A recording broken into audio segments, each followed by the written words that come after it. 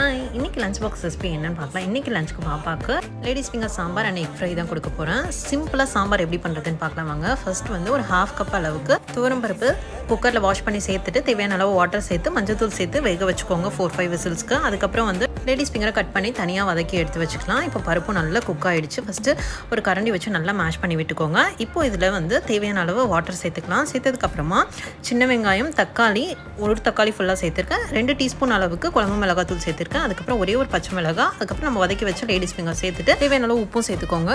நல்லா கொதிக்கும். Ladies finger வெந்ததுக்கப்புறமா புளி கொஞ்சமாக ஊற வச்சு அதோட வாட்டர் சேர்த்துக்கலாம். கடைசியாக வந்து தாளிச்சிட்டோம் அப்படின்னா சூப்பராக 1 பாட் சாம்பார் ரெடி. அடுத்தது எக் ஃப்ரைக்கு வந்து கொஞ்சமாக தோசைக்கல்ல தேங்காய் எண்ணெய் சேர்த்துருக்கேன்.